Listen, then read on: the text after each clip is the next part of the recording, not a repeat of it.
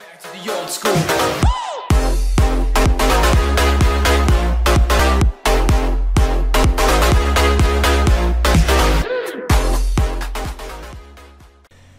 hop tout le monde, les frères Singe Padawan, comment ça va? Écoutez, pour ma part ça va super bien. Aujourd'hui on se retrouve pour un nouveau sujet. Je suis tombé par hasard en me baladant sur internet sur un sujet qui parle d'un jeune entre 18 et 22 ans, il dit pas son âge précisément, qui agresse sa mère sexuellement. Donc en fait, il agressait sa mère sexuellement après avoir consommé des stupéfiants et bu énormément d'alcool. Et à chaque fois qu'il faisait cela, c'est qu'il avait bu ou qu'il avait fumé. Et donc quand c'était comme ça, il abusait de sa mère sexuellement pendant que sa mère dormait. Et en fait sa mère, elle s'est confiée à sa mère à elle, donc à la grand-mère du jeune en question. Et elle a décidé de porter plainte. Et donc le jeune homme a été interpellé par les autorités. Et il a été différé vendredi dernier, pour à l'heure où je vous parle dans la vidéo, devant le parquet de Colmar, donc en Alsace, car le jeune homme est originaire de Biechem en Alsace. J'ai l'article sous les yeux. Là je vous le lis en même temps que je vous parle. Je vous cache pas, je suis en train de lire l'article. Je le découvre. Non, je le découvre pas, je l'ai déjà lu 2-3 fois avant de vous faire la vidéo quand même. Mais je le redécouvre encore une fois avec vous. Donc il a eu quoi comme peine pour l'instant, on ne sait pas encore. Mais il a interdiction de se présenter au domicile familial en attendant son passage devant le tribunal correctionnel de Colmar, pardon, le 16 mars prochain. Donc le 16 mars, c'est très bientôt. Mais en attendant, il n'a pas le droit de se présenter à son domicile familial. Donc placé sous contrôle judiciaire en attendant son jugement. Est-ce que vous, en tant que viewer, en tant que personne mature,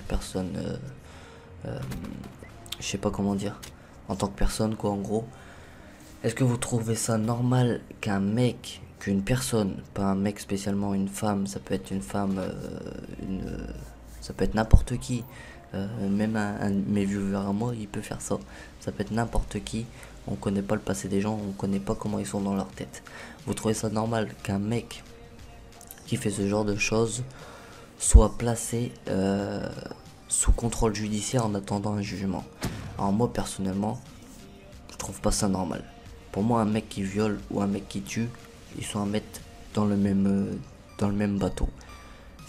Pour moi, je sais pas, c'est la même douleur, c'est la même souffrance d'une part, parce que quand vous tuez une personne, vous blessez toute une famille derrière, vous la blessez. Quand vous violez quelqu'un, vous blessez non seulement une partie de la famille derrière, et en plus de ça, vous traumatisez à vie et psychologiquement la personne qui a été violée en question, et ça jusqu'à la fin de sa vie. Donc en gros, c'est comme si vous lui prenez sa vie en fait. C'est comme tuer, c'est ce que je viens de dire juste avant. C'est comme si vous tuez la personne en question, parce que vous la tuez psychologiquement.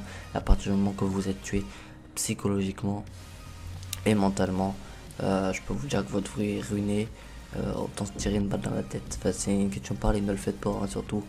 Je dis ça comme ça, hein. Faut pas se tirer une balle dans la tête juste pour ça. Alors déjà, premièrement, première question à se poser, comment on peut violer sa propre mère? Ça, je ne sais pas.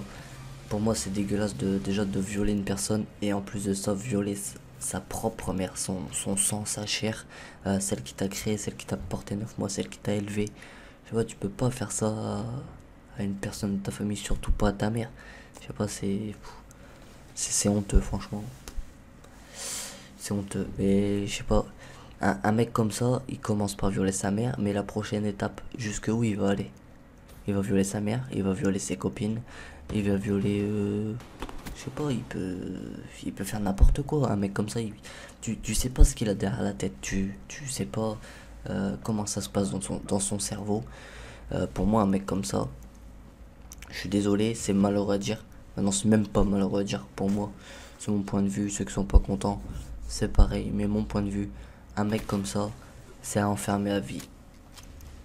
Pas la peine de mort parce que personne mérite la mort pour moi, parce que je suis contre la mort. Mais c'est au moins la perpétuité. Si bon, elle existe encore la perpétuité, mais c'est extrêmement rare qu'ils mettent perpète. Mais pour moi, un mec comme ça, c'est perpétuité obligatoire. J'aurais les pouvoirs de mettre perpète à ces gens-là, je le ferais sans hésiter à tout le monde. Franchement, je préfère autant quand vous voyez maintenant de nos jours, il y en a, ils vont en prison, ils prennent 5 6 ans pour trafic de stupéfiants. Et il y en a d'autres, ils prennent 4 5 ans pour meurtre. Où est la logique? Sérieusement, dites-moi si vous êtes d'accord avec moi et dites-moi où est la logique pour vous. Pour moi, il n'y a pas de logique. Pour moi, un mec qui est un trafiquant de drogue, je sais pas, 3 4 ans, c'est raisonnable. Mais un mec qui a fait un meurtre, à moins que ce soit un meurtre passionnel, je sais pas, moi je mettais 30 ans. Tu vois, la moitié, la moitié d'une vie. Même les 3 quarts d'une vie, maintenant 30 ans. Et si c'est pas un crime passionnel, tu mets perpète. Voilà. Et voilà les amis, cette petite courte vidéo est déjà terminée. J'espère qu'elle vous aura plu. N'hésitez pas à like. En même temps, on essaye de battre 30 likes qu'on a fait dans la dernière vidéo. On n'a pas fait beaucoup de vues, mais on a fait 30 likes quand même. À commenter, à partager si vous voulez partager. Je vous oblige pas, j'oblige personne à aimer, commenter, partager. C'est juste si vous avez envie. Et ça me fait toujours plaisir. Et si ça me fait plaisir, je pense que ça vous ferait plaisir. Donc voilà les amis, c'était Pequeño. Ciao, bye bye, peace. Il est grand temps que je les soulève à part un dans ce fucking game. Il est grand temps que je t'élimine, c'est la guerre, 9 milli sur la terre. Le rap gaming, je l'ai trop poussé sa mère, fallait pas qu'il se plaigne. De retour, je vise la technique pour les frères, pour les cœurs qui saignent. Toujours du côté des barreaux, toujours peu d'amis, trop d'ennemis, fiston c'est les tarots. Depuis l'époque où débite on évite sur le carreau. Ego c'est la guerre, on va la faire avec le barreau. Désormais je pense qu'à la famille Ray, y'avait personne quand j'avais mes peines. J'ai toujours su remonter la peine, j'ai les froids, ça je suis de retour dans le game.